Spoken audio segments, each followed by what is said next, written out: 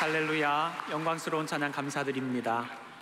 이제 오늘 우리에게 주시는 하나님의 말씀 함께 보겠습니다. 구약성경 사무엘하 23장 8절부터 12절까지의 말씀입니다. 제가 가진 성경으로는 구약성경 504면에 있습니다.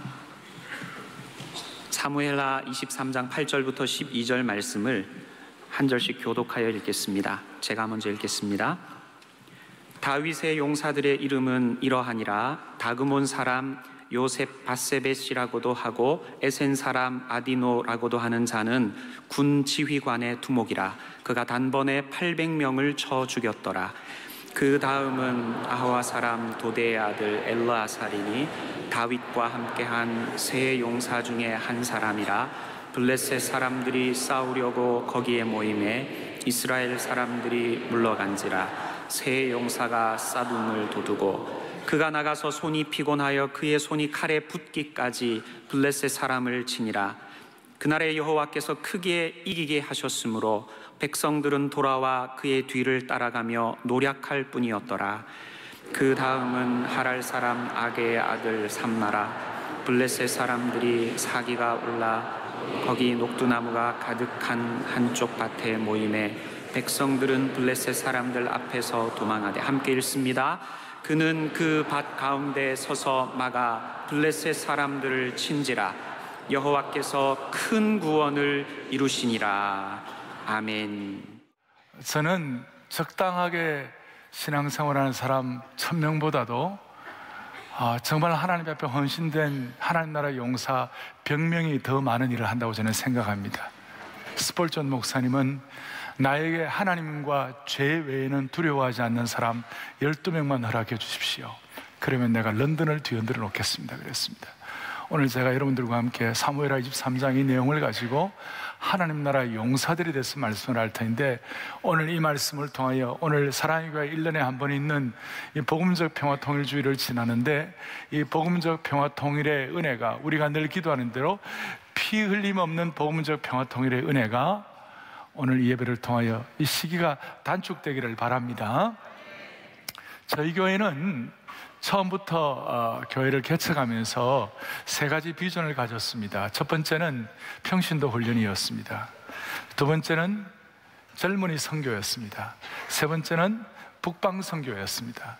북방 선교를 위해서 우리가 사랑의 교회 사역을 통해 앞으로 이 복음적 평화 통일의 역사가 일어나면 좋겠다. 15년 전부터 용어를 그렇게 만들고, 또 4, 5년 전부터 이 복음적 평화 통일을 위하여 저희 교회가 피 흘림이 없는 복음적 평화 통일을 하면 좋겠다. 그런 용어를 가지고 기도하고 있습니다. 기도하고 있는데, 지난 주일날 저희 교회에서 연변과기대 졸업식에 저희 교회 여러 팀들이 대학부부터 또 우리 권사회 그리고 포에브리까지 88명이 연변을 갔습니다. 그 연변의 북산과 그 산 쪽에 30만 평의 공동묘지를, 그게 이제 캠퍼스가 될 수 있도록 땅을 불화받아 가지고 공동묘지가 후람 공동묘지 두 대학 캠퍼스 이렇게 된 거예요. 참 그것도 은혜예요. 그런데 거기 중앙공원에 뭐가 있냐면 26년 동안 현직 교수로서 티칭 사역을 하다가 몸이 아프다든지 또 어떻게 또 뭐 사고로 뭐 이런 식으로 해서 순직한 분들의 무덤이 있습니다. 근데 거기에 저희 교회 파송한 선교사님들 여러분들 계시는데, 지난 26년 동안 우리 최 장로님이라고 장로님부터 시작해서 윤 교수님이라고 40대 후반 50대 초반에 주님 앞에 부름받아가 현직 교수로 있으면서 이렇게 부름받아서 저희 교회 파송 선교사 출신 가운데 4분의 화장하고 뼈를 묻은 곳이 있습니다.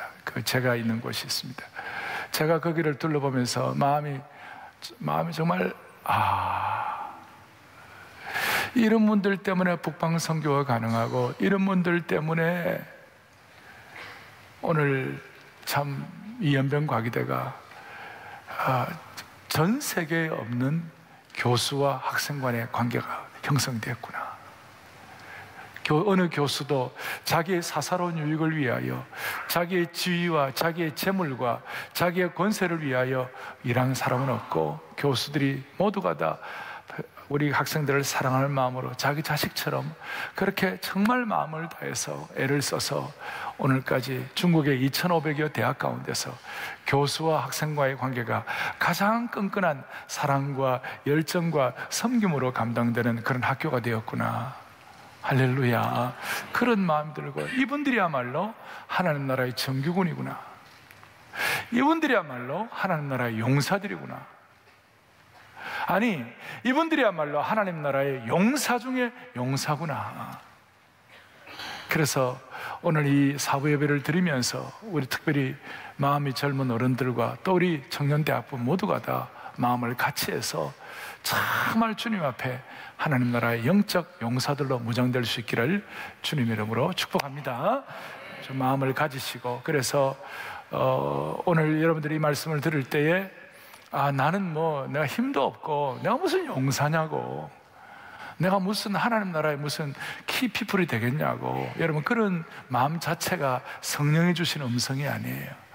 하나님이 주시는 음성은 내가 비록 열악하고 어려운 환경이 있다 할지라도 그래도 내가 하나님께서 주시는 음성, 하나님이 무장시켜 주시는 은혜라면 내가 한번 하나님의 사람으로 무장되어 봐야지, 그 마음 있는 것이 성령이 주시는 음성이에요. 그래, 먼저 우리가 성경을 볼 때 성경의 축복 중에 하나는 시행착오를 줄일 수가 있는 것이에요. 후발주자가 갖는 강점은 우리의 선배들이 가졌던 삶의 역할 모델이 있어요. 그 역할 모델들을 통해 우리가 따라갈 때에 우리는 시행착오를 줄일 수가 있는 거예요. 오늘 사무엘하 23장 오늘 보면 8절부터 쭉 보면 거기에 용사들이 나와 있어요. 먼저 첫 번째는 다윗의 세 용사가 나와 있어요. 8절에 보니까 첫 번째 용사가 누구냐, 요셉 바세벳이라는 용사가 나와 있어요. 다윗 왕이 사울 왕에게 쫓겨 블레셋 땅 시글라석에 숨어 있을 때에 다윗의 용사가 되었어요. 이 요셉 바세벳이라는 이 용사는 세 용사 중에 리더 용사였고, 이 사람은 한꺼번에 얼마나 강력한 힘이 있었는지 800명을 때려 죽일 정도의 그런 강력한 용사였어요. 두 번째 용사는 엘라살이라는 용사였어요. 9절과 10절에 나와요. 이 엘라살이라는 용사는, 이 용사는 다윗은 유다 지파였지만 이 사람은 베냐민 지파 출신이었어요. 다윗은 용사를 뽑을 때에 어떤 환경이나 지파를 차별하지 아니하고 뽑았어요. 이 사람은 얼마나 강력하게 용사의 역할을 감당했는지 어떻게 됐어요? 거기 10절에 보니까 칼이 손에 붙었다 그랬어요. 그러니까 얼마나 강력하게 싸웠는지 그냥 손이 굳어져 버리고 거기 칼이 그냥 탁 잡혀가지고, 그래갖고 그 수많은 사람들을 다 치고 다른 백성들은 다 도망갔는데 이 엘라살에 그렇게 강력하게 힘을 가지고 용사 역할을 했어요. 세 번째로는 어떤 용사가 있는가, 삼마라는 용사가 있었어요. 당시에 블레셋 사람들이 이스라엘 사람들을 공략할 때 농사 짓고 이러는데 막 쳐들어와가지고 곡물을 빼앗아가고 그렇게 했어요. 어느 날 녹두밭에 쳐들어왔을 때 다른 이스라엘 백성들은 다 도망갔는데 삼마 혼자서 이겨내고 담당했어요. 용사 중에 용사였어요. 마치 중국의 삼국지에 나오는 조자룡이나 뭐 장비 같은 그런 역할을 했는지 모르겠어요. 놀라운 용사들이었어요. 첫째 3대 용사가 나오고 그 다음에 13절부터 23절까지 두 번째 3대 용사가 나와요. 그 3대 용사, 첫째 그 3대 용사 쭉 읽어보면 그중 핵심이 뭐냐면 르바임 골짜기에 진을 쳐가지고 싸우는데, 아이고 얼마나 목이 마르고 갈증이 일어나고 힘든지 다윗의 마음속에 어릴 때 자기 자란 곳에서 먹었던 샘물이 생각나갖고 누가 베들레헴에 가서 물 좀 있으면 너무 좋겠구나, 그렇게 자기 어떤 넋두리 비슷하게 했는데, 그 다윗의 용사들 가운데 우리 왕께서 이렇게 갈증이라 몸은 우리가 못할 것이 뭐 있겠냐, 그래갖고 다윗의 아비새라든지 분하야라든지 또 뭐 한 무명의 용사 세 사람이 18km, 19km를 막 쳐들어가가지고 그 다윗을 위하여 물통에다 물을 담아온 거예요. 베들레헴까지 내려가가지고, 야, 다윗이 그 물통에 물을 받아가지고 물을 마시려고 물을 보니까 물이 아니고 피처럼 느껴졌어요. 이 피처럼 느껴졌다는 건 뭐예요? 이 용사들과 부하들의 피 같은 물이다 이 말이에요. 그래, 그걸 마실 수가 없는 거예요. 내가 이걸 마실 수가 없구나. 차라리 이 물이지만 피 같은 이 물을 하나님께 제사로 드리자. 그래서 하나님의 제단에 물을 부어버렸어요.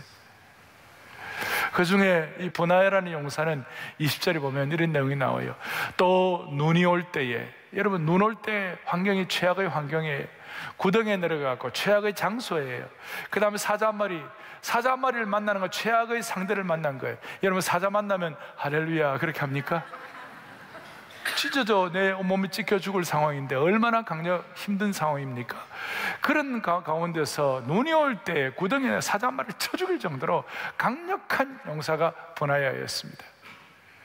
이런 다윗의 1대 3용사, 또 베들레헴을 통한 3용사가 있고, 그 다음에 이제 24절부터 마지막 39절까지 오니까 다윗의 30인의 용사들의 명단이 나와요. 쭉 명단이 나와요.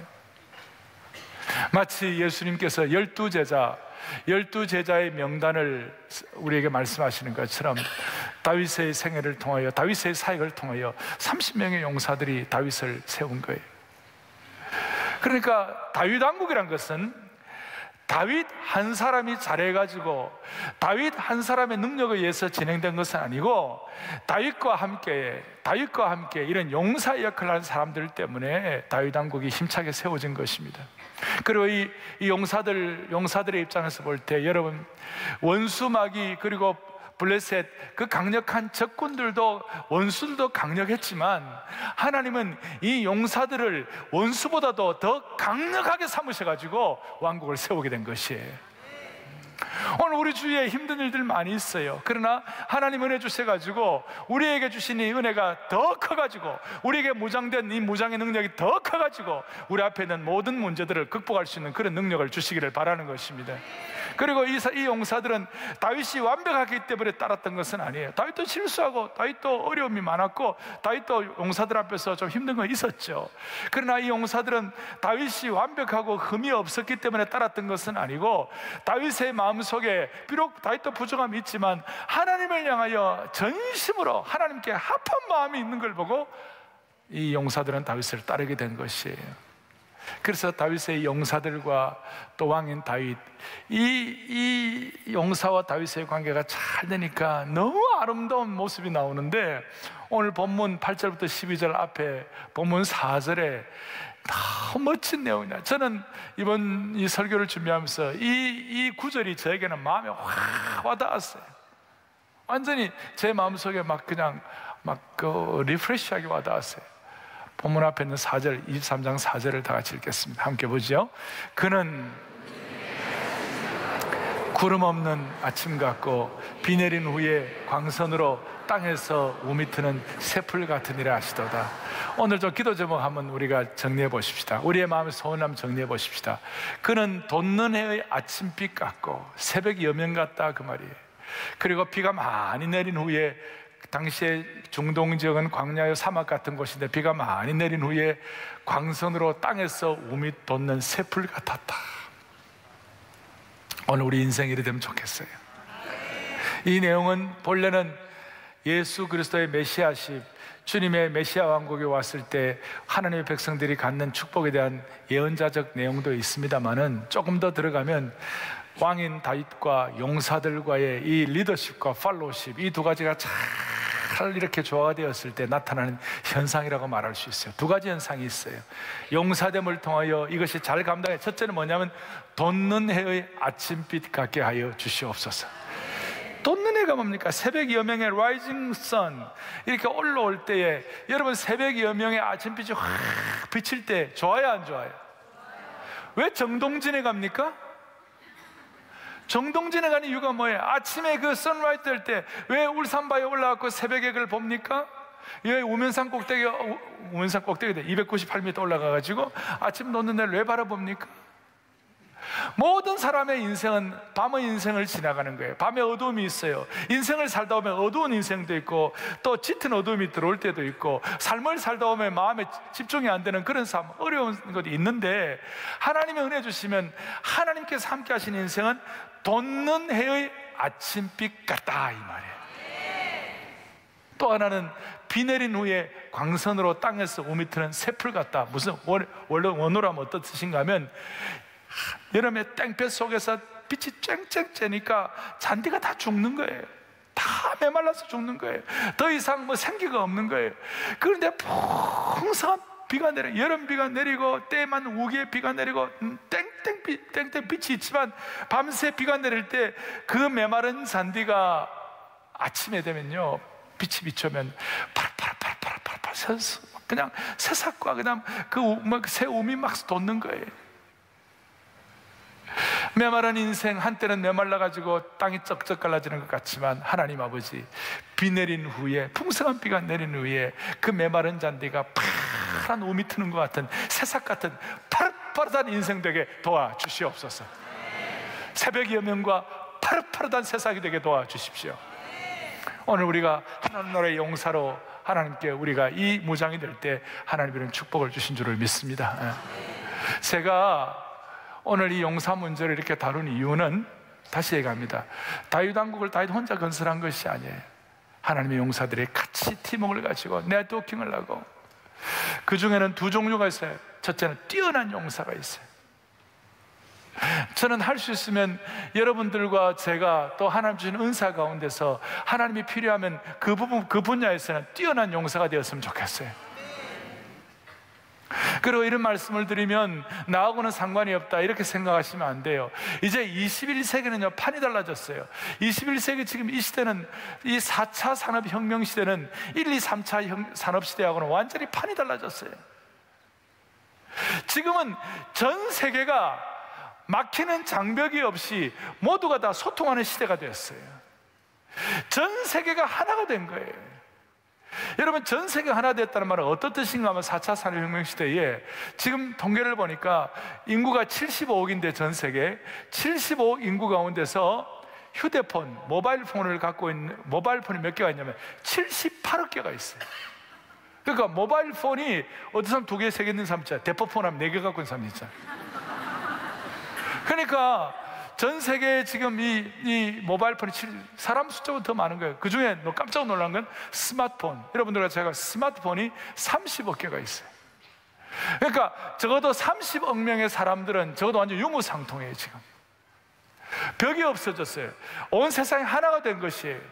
요즘은 언어의 장벽까지도 없어지는 것이에요.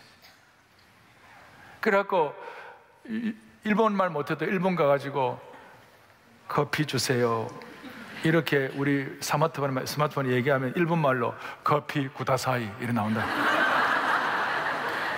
그렇게 해준다고요. 다시 만납시다. 붕우 다시 만납시다. 벙우 짜이째 이렇게 합니다. 희한한 세상이 됐어요. 그러니까 이 희한한 세상에 우리가 어떻게 하면 살아남느냐고, 복음이 어떻게 하면 역사를 할 수 있느냐고, 이 희한한 세상에 어떻게 이 강력한 복음 선교의 역할을 감당할 수 있겠느냐고요. 결국 우리는 그리스도의 복음을 전할 하나님의 용사가 되어 어떻게 하면 좋겠느냐고.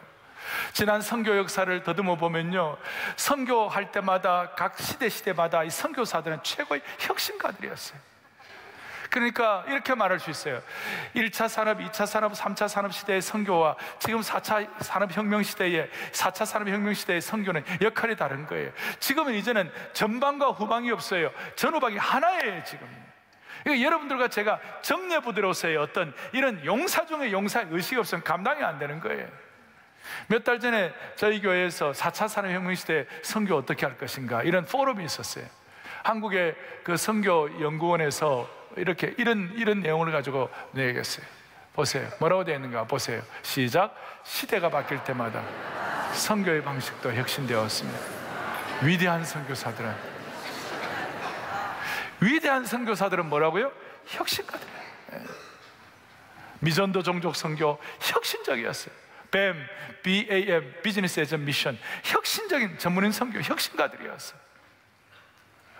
그러니까 제가 저걸 보면서 깨달은 것은 뭐냐, 제 식으로 표현을 하면요, 하나님께서 이 4차 산업혁명 시대에 우리가 복음의 역사를 이루기 위해서는 모두가 다 영적인 정예병이 되어야 되는 것이에요. 영적인 용사 중에 용사가 되어야 되는 것이에요. 그래서 저는 늘 얘기하잖아요. 마음 맞는 사람 3명만 모이면 나라도 세운다. 오늘 저와 여러분들이 이런 면에 있어서 우리가 하나님 나라의 용사가 되어 하나님 앞에 쓰임받기를 바라는 것이에요. 저는 교회를 개척하고 15년 동안 개척교회를 섬겼어요. 처음 1년부터 5년까지는 제가 마음의 소원이 1년에 10명만 용사되게 해달라고, 1년에 10명만 제자 키우게 해달라고, 1년에 10명만 세상을 보내받은 소명자 키우게 해달라고, 처음 5년 동안. 그래서 사람들이 모이니까 그 다음 6년부터 10년 차이는 하나님 1년에 20명만 하나님의 소명받은 자, 제자들, 우리 교회만 순장들 키우게 해달라고. 그 다음에 11년부터 16년째, 15년째까지는 하나님 1년에 30명씩 키우게 해달라고. 순장 키우고 제자 키우고 보내받은 소명자 키우게 해달라고. 그러니까 그 10명이 한 사람이 10명씩을 담당해 주시더라고요. 그 다음에 20명이 한 사람이 20명씩 담당해 주시더라고요. 그 다음에 30명이 한 사람이 30명씩 담당해 주시더라고요. 그러니까 1년에 900명씩 늘어나는 거예요. 제가 숫자를 말하는 것이 아니라 그 얼마나 늘었느냐 그걸 말하는 것이 아니라 10명, 20명, 30명의 정예병들이, 이 사람들이 하나님의 일을 목사 대신에 작은 목사가 되어가지고 하나님 앞에서 말씀으로 영혼을 섬기는 역할을 감당해 주시더라고요. 그러니까 그 교회는 얼마나 교회가 크냐, 예산이 얼마나 모이느냐, 얼마나 무슨 예배당이 어떠냐, 이게 그 교회의 본 모습이 아니에요. 진짜 모습은 그 교회 안에 하나님의 주신 목표와 비전을 향하여 하나님의 나라 용사로서 무장된 직분이 아니라 이런 영적인 사명과 비전과 소명으로 무장된 하나님의 신실한 정말 용사들이 얼마나 있느냐에 따라서 그 교회는 결정이 되는 것이에요. 눈에 보이는 교회만 그래 결정되는 것이 아니에요. 눈에 보이지 않는 여러분 무형교회도 다 마찬가지예요. 여러분들이 내가 얼마나 재물이 얼마나 있다, 내가 얼마나 세상은 대단한 사람이다, 이것이 여러분들의 본 모습이 아니에요. 여러분들의 진짜 본 모습은 예수 그리스도의 복음 안에 감격하고 오직 예수하면서 내가 주님 안에서 이 4차 산업혁명 시대에 내가 어떤 식으로 주님 앞에 무장되어 어떤 부분을 어떻게 섬겨할 것인가, 그런 영적인 정예병으로서의 마음을 가진 그 직분보다도 소명으로 준비된 그것이 여러분들의 인생을 결정한다는 것이에요. 오늘 이 마음을 가지고 우리 하나님 앞에서 귀한 사역을 감당하는 형제자매들이 되기를 바라는 것이에요. 그래서 제가 이런 영적인 소명을 가지고, 그래서 이 4차 산업혁명 시대에 이런 은사 받은 사람들, 또 잘 준비된 사람들, 또 기능적으로, 또 실제 실력적으로 이렇게 뛰어난 용사들도 필요하고, 또 이런 마음까지 필요하고, 그거는 혁명시대, 4차 산업혁명. 두 번째로는 뭐냐? 우리는 인생 다 광야길 가는 사람들이에요. 광야길 가는데 우리에게 하나님 나라의 용사는 어떤 의미가 있을까요? 마음 따뜻한 용사들이 될 수가 있어요. 여러분들 같이는 어떤 능력적인 면에서 뛰어난 용사가 못 된다 하더라도 한 가지는 알 수 있어요. 광야길 같은 인생길에서 우리는 마음 따뜻한 용사들이 될 수가 있는 것이에요. 제가 오늘 사무엘하 23장 강의를 합니다마는 그 이전까지 하나님께서 다윗에게 아까 말한 다윗의 3용사, 베들레헴의 3용사, 다윗의 30용사도 허락해 주셨지만 다윗의 인생길에 정말 마음 따뜻한 신실한 용사들을 허락해 주셨어요. 마음 따뜻한 용사들. 첫째는 지난주에 우리가 했죠. 다윗이 압살롬의 반역 때문에 광야길로 도피하고 도망갔을 때 누가 따라왔다고 그랬어요? 예? 누가요? 이때라는 사람이. 이때가 고백한 내용이 뭐예요? 이때가 고백한 내용 사무엘하 15장 21절 같이 보죠. 진실로 내 주 왕께서 어느 곳에 계시든지 사나 죽으나 종도 그곳에 있겠나이다. 아멘. 얼마나 마음이 따뜻해요. 오늘 우리가 이런 축복이 있으면 좋겠어요. 이런 마음 따뜻한 용사들끼리 서로 격려하면 좋겠어요.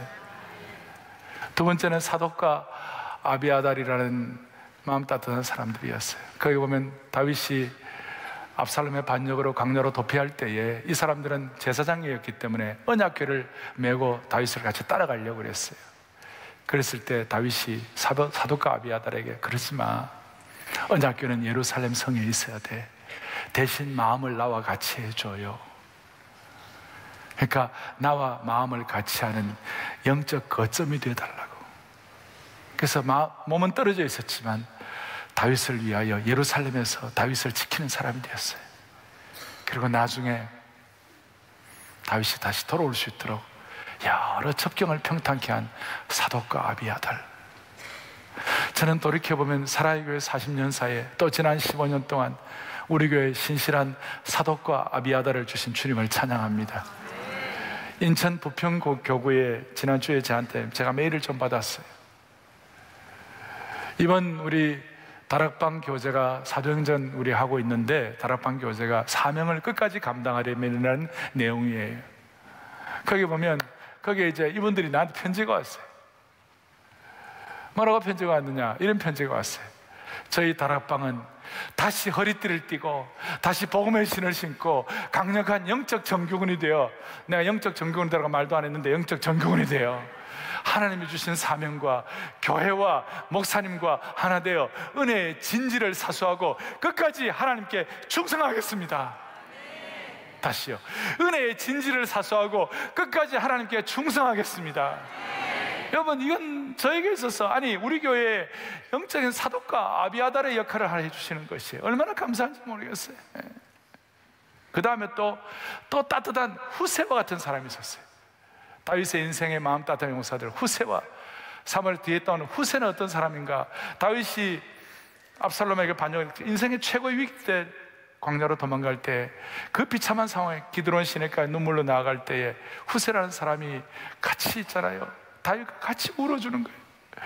아렉 사람 후세가 옷을 찢고 흙을 머리에 덮어쓰고 다윗을 맞아 너무 슬퍼가지고 같이, 다윗이 맨발로 가는 같이 맨발로, 다윗이 온 머리털을 이렇게 슬픈 모습을 내리니까 같이 머리털을 내리고 옷을 찢고. 여러분, 어떨 때는 기도도 안 나올 때가 있어요. 힘들 때는요. 그럴 때는 그 옆에 가서 같이 앉아서 같이 아파하고 같이 고생하는, 같이 마음 같이, 그 사람이 제일 귀한 것이에요. 나중에 후세는 그 아히도벨이라는 못된 인간이 더 모략을 부리려고 그럴 때 후세가 막아버렸어요. 후세가 참 다윗이 다시 돌아오는데 도움을 크게 준 그런 마음 따뜻한 친구가 되었어요. 그리고 결정적으로 마음 따뜻한 친구들이 있어요. 네 번째, 어떤 친구들이 있는가? 소비와 마길과 바리실레라는 친구들이 있었어요. 이 친구들은 어떠냐? 다윗이 광야 생활에서, 특별히 쫓겨난 광야 생활에서 어떻게 보면 환경적으로 다 힘든 열악한 그런 환경 가운데서 다윗이 지치고 목마르고 배고프고 어려웠을 때 다윗의 필요를 채우고 환경적인 어려움을 도와준 사람들이었어요. 특별히 바르실레라는 사람은 사무엘 19장 30절에 바르실레는 매우 늙은 나이가 80세라 그랬어요. 그 당시에 80세는요, 다윗이 70세에 죽었으니까 80세는 지금은 100살이에요. 100살. 나는 나이 많아 늙었다, 나는 이제 힘이 없다, 나는 이제 끝났다, 그렇게 하지 아니하고 이 바르실레는 내가 뭐 좀 할 수 없을까? 자기에 있는 것, 자기가 가진 축복받은 것, 이런 것들을 전부 다윗을 위해 썼어요. 다윗을 도와줬어요. 하나님 나라를 위하여 쓰임받았다는 것이에요. 오늘 이 자리에 우리 이 예배에 나이 드신 분들 모두의 마음속에 이런 간절한 소원과 기대를 주시기를 바라는 것이에요. 사랑하는 교우들이여, 우리가 하나님 나라의 필요를 채울 수 있도록 정말 우리 주의 영적 전쟁에서 고통당하고 패퇴하여 힘들어하는 분들을 우리가 옆에서 도와주고 아파하는 사람 도와주고 그 역할을 우리가 감당한다면 우리는 21세기의 하나님 나라를 위한 따뜻한 바리실레가 되는 것이, 마음 따뜻한 바리실레가 되는 것이. 한 1, 20년 전까지만 하더라도 제일 많이 팔린 책 중에 하나가 죽으면 죽으리라는 책이죠. 그 죽으면 죽으리라 안혜숙 사모님을 그 교회에서 제가 대학부를 섬겼기 때문에 지금부터 한 36년 전, 그때 안 사모님 제가 사랑도 받고 그분하고 이런저런 대화를 하다가 일제시대 말기에 일본 제국주의 그 사람들 때문에 신사참배 안 한다고 평양 감옥에 갇혔는데 주기철 목사님하고 같이 갇혔어요. 거기는 또 옥중성도, 이기선, 그 다음에 주남선, 한상동, 장로는 박관준 장로님, 조수옥 여전도사님, 이인재 목사님, 이런 분들이 같이 갇혀 있었는데 서로가 서로를 향하여 따뜻한 마음으로 격려하고 이렇게 안 했으면 다 실패했을 거라는 거예요. 고문을 당하면 막 피가 나오고 살이 찢겨 나오고 이런 고문을 당하면 누가 감당할 사람이 없대요. 근데 그럴 때마다 용기 주고 격려하고 이겨내라고 그러고. 그리고 안 사모님 여기가 자기는 주 목사님 때문에 그렇게 격려를 많이 받았대. 평양 감옥에 갇혀 있을 때 어떨 때는 서로 대화도 못하고 철장 사이에 서로 눈빛과 안광, 그리고 손을 가지고 허공에 글을 쓰면서 그렇게 서로 격려를 주고받았대. 자기는 주 목사님이 그 철장에서 쓰는 허공을 향하여 쓰는 그 손짓과 그 다음에 눈빛 이런 건 자기가 못 이겼을 거라고. 동시에 주 목사님도 자기의 어떤 그 격려를 많이 위로를 받았을 것이라고 그런 얘기를 하더라고. 우리는 서로 이런 격려와 사랑을 주고받아야 할 관계예요. 그래야 우리가 이 세상을 이길 수가 있는 것입니다. 자, 이제 정리를 하겠습니다. 우리는 이런 따뜻한 마음 용사, 또 우리는 하나님 4차 산업혁명 시대에 전후방이 없는 온 세계가 하나 되는 이 세상 가운데 하나님 영적 용사로 살아남아야 되는데, 이 용사로 살아남는 방법이 뭐냐? 적용이 뭐냐? 세 번째 적용은, 하나님 나라 용사들의 공통점은 도저히 이길 수 없는 여건 속에서 승리한 것이. 도저히 이길 수 없는 여건. 아까 처음 말한 대로 삼마, 그 다음에 엘라살, 이런 사람들은 도저히 이길 수 없는 여건 속에서 그 승리한 거예요. 주어가 주님이 자기의 실력과 능력으로 용사가 된 것이 하나님께서 이길 수 없는 상황을 승리하도록 만들어주신 거예요. 10절 한번 보세요. 10절 어떻게 나옵니까? 그날에 여호와께서 뭐예요? 크게 얘기하셨다. 누가 이기게 하셨다고요? 여호와 크게 하셨다. 12절도 보겠습니다. 시작. 여호와께서 큰 구원을 이루시니라. 그러니까 승리케 하시는 주어가 누구예요? 주님이시라는 거예요. 뭐 우리가 일반적으로 그냥 전편율적으로 아는 그런 차원을 뛰어넘자고요. 예레미야 보겠습니다. 1장 19절을 보겠어요. 시작.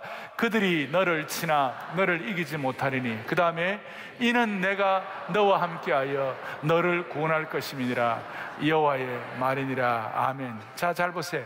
그들이 너를 치나 너를 어떻게 한다고요? 이기지 못한다고 그랬어요. 이는 내가 너와 함께하여 너를 구원할 것임이니라 그랬어요. 그러니까 이김과 승리의 원천은 누구로부터 비롯되는 거예요? 위로부터 비롯되는 것이에요. 제가 저 말씀을 보면서 오늘 사무엘하 23장 앞에 사무엘하 22장이 있어요. 22장은 다윗의 승리의 개성가를 부른 것이에요. 쭉 한 장 전체가. 그런데 이 22장의 이 놀라운 말씀 전체는 시편 18편과 똑같아요. 시편 18편을 읽어보시면 다윗이 모든 것들을 정리하고 이제 모든 것들이 안정되고 승리한 다음에 하나님 앞에 올려드리는 감사의 시예요. 시편 18편과 사무엘하 22장 앞에 1절만 조금 다르고 나머지는 다 똑같아요. 근데 저는 저의 삶의 절벽에 도달할 때마다, 마치 절벽에 떨어질 것 같은 절박감을 느낄 때마다 젊은 시절부터 저를 받쳐준 성경 구절이 몇 절인데 그 중에 하나가 오늘 사무엘하 22장 29절 30절 두 구절이에요. 이렇게 나와 있어요. 29절을 보겠습니다. 여호와여 주는 나의 등불이시오니 여호와께서 나의 어두움을 밝히시리다. 인생을 살다 보면 어두움이 있어요.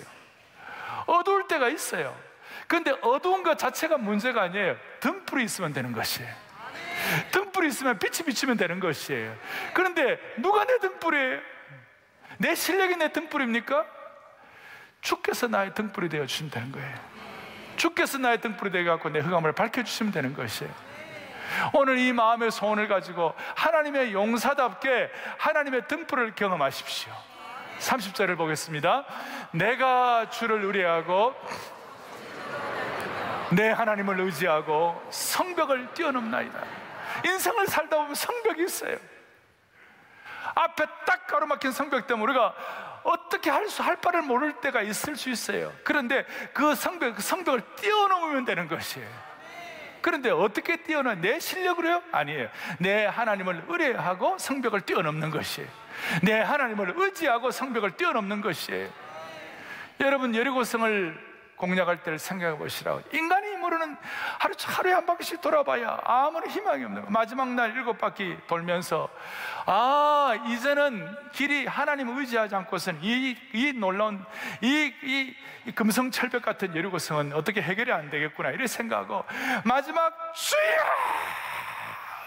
우리식으로 말하면 주님밖에는 해결할 길이 없습니다. 아버지, 다시요. 이북 사람들은 아버지 어떤 사람 아바이, 아버지요, 뭐 이렇게 주님밖에 없다. 아버지, 아버지, 아버지. 그 순간 그 강력한 여리고가 무너지는 것을 믿습니다. 주님이. 그러니까 용사들의 특징은 자기들의 실력으로만 전혀 할 수 없는, 자기 실력만으로는 전혀 할 수 없는 위로부터의 부어주심을 기대하고 사는 것이 용사다, 이 말이에요.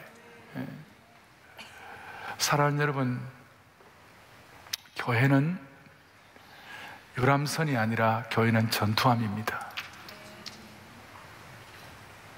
유람선은 관광객을 태우고 가는 것이 유람선인 것입니다. 이제 우리가 마음에 작정을 해야 돼요. 한국교회 지키고 공동체를 지키고 여러분들의 신앙을 지키려면 여러분들은 유람선을 타면 안 되고 전투함을 가지고 영적 전투를 해야 되는 것이에요. 유람선의 관광객은 어떤 뜻이에요? 한 발은 세상 것 즐기고 한 발은 영적인 것도 은혜 받고 싶고 어정쩡하게 두 발을 지키고 있는 곳이에요. 그것이 유람선이에요. 근데 유람선은 전투할 수 없어요. 아무리 크루즈 10만 톤, 20만 톤 멋진 아름다운 크루즈라도요 3,000톤짜리 군함을 이길 수가 없어요.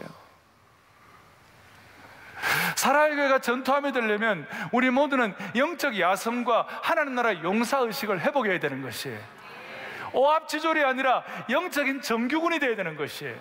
이전에 정규군을 뛰어넘어가지고 하나님 나라의 용사가 되어야 되는 것이에요.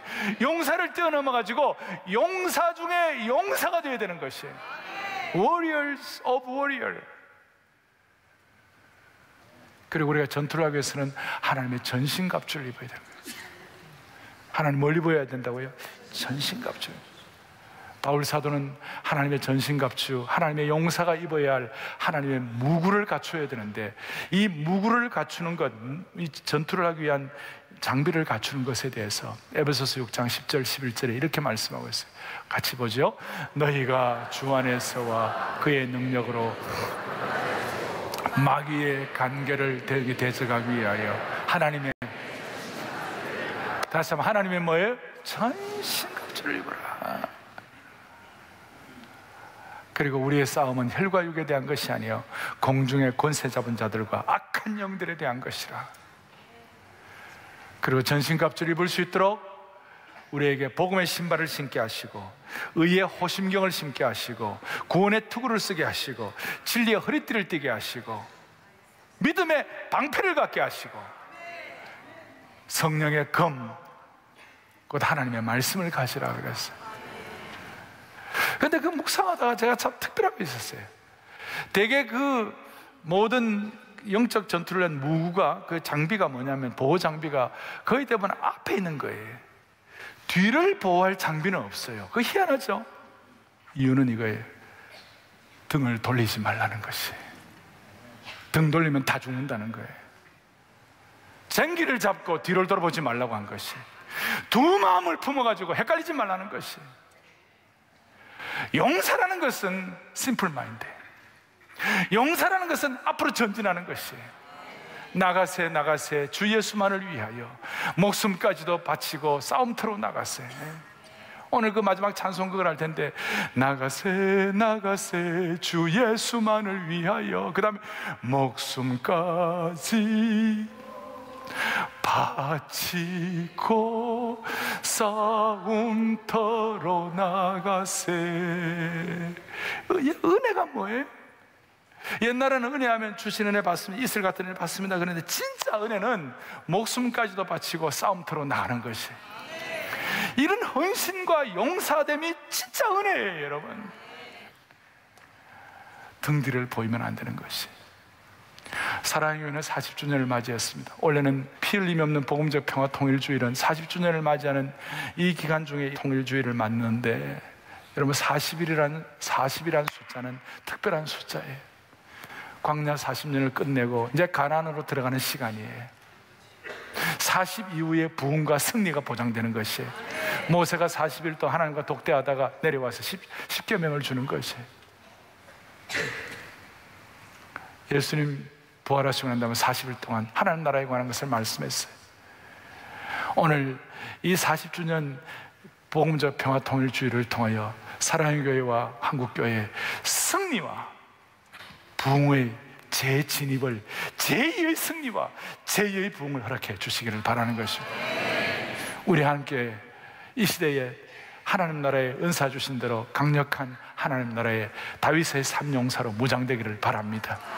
동시에 우리가 그런 실력이 없으면 따뜻한 마음의 용사들로 21세기의 후세가 되게 하시고 21세기의 바르실레가 되게 하시고 사독과 아비아달이 되게 하시고, 그래서 따뜻한 마음의 용사들, 주교철 목사님이나 안희숙 사모님 같은 허공을 향하여 눈빛만 봐도 격려가 되는 그런 신앙 용사가 됨으로 말미암아 우리의 이 섬김과 헌신을 통하여 우리 주위에 있는 수많은 어두움이 새벽 여명으로 동토하게 하여 주십시오. 수많은 메마른 잔디가 다시 한번 비온 후에 파릇파릇한 새싹으로 변하게 하여 주시옵소서. 주의 용사된 나에게 주의 일을 맡겨 주시옵소서. 사랑하는 젊은이들이여, 여러분들의 용사됨을 통하여 이 민족교회를 지켜주시기 바라는 것이에요. 손을 다 펼치십시오. 주의 용사된 나에게 주의 일을 맡겨 주옵소서. 주의 용사된 나에게 주의 용사된 나에게 주의 일 맡겨 주옵소서. 주의 일 맡기소서. 다시 한번 주의 용사된 나에게 주의 용사된 나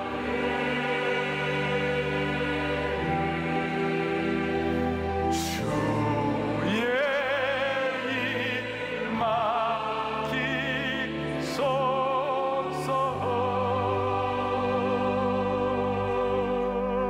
가슴에 손을 얹겠습니다. 살아계시고 영원하신 하나님 아버지, 오늘 이 사무엘하 23장의 말씀을 주신 주님을 찬양합니다. 모두가 다 하나님 나라의 강력한 뛰어난 용사가 되게 하시고 또 마음 따뜻한 용사가 되게 하여 주셔서 우리의 인생이 적당한 유람선 타는 인생이 아니라 하나님 나라의 전투력을 가지고 전투함을 타고 시대의 영적 전쟁을 잘 감당하게 하여 주시옵소서. 무엇보다도 한 번밖에 없는 인생을 복음의 역사를 위하여 잘 준비되어 우리들 때문에 40년 이후에 새로운 승리와 부흥의 재진입, 새로운 제2의 문으로 들어갈 수 있도록 가정가정마다 개인마다 하나님의 신실한 인도하심으로 보호받게 하여 주시옵소서. 우리 주 예수 그리스도 이름 받들어 간절히 기도 올리옵나이다. 아멘.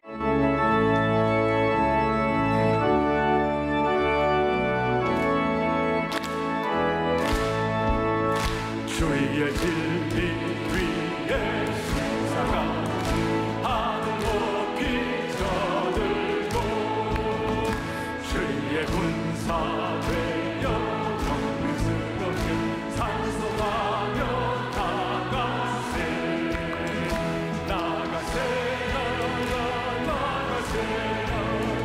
주 예수만을 위하여 목숨까지 바치고 싸움터로 나가세. 원수들이 뒤로 강하지 않아 분기 붙잡고 주의 진리 위에 연비나 분발하며 싸우세. 나가세요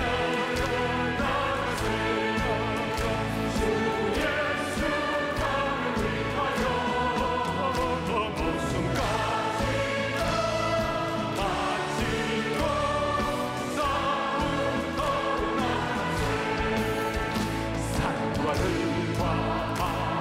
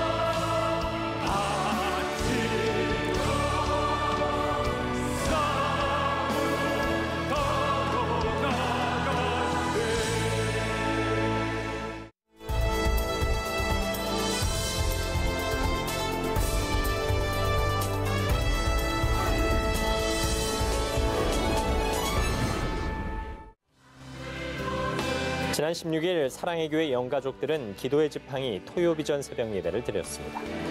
먼저 믿음의 다음 세대를 세우는 신생아 강단 축복이 있었습니다. 아기들의 평생에 하나님이 영화로운 면류관 되시길 소망하며 화관을 씌웠고 온 성도가 함께 교역자들 품에 안긴 아기 한 명 한 명의 이름을 부르며 진심으로 축복했습니다. 오정현 담임 목사는 하나님 자녀의 특권이라는 제목으로 말씀을 전하며 기도의 내리 사랑이 믿음의 가정에 꼭 필요하다고 당부하고 무엇보다 영가족 모두가 말씀의 영광을 회복하자고 강조했습니다. 성경 암송으로 말씀의 은혜를 나누고 하나님의 영광을 구하며 마음을 모은 시간. 어느 때보다 뜨겁고 간절하게 기도하며 온 성도가 하나 된 시간이었습니다. 믿음의 4대 영가족 모두 복음적 시대 정신을 가지고 하나님 나라의 영적 정규군으로 무장돼 다음 세대에게 거룩한 신앙을 계승하고 오직 하나님만 바라보며 담대하게 세상을 향해 나가기를 소망합니다.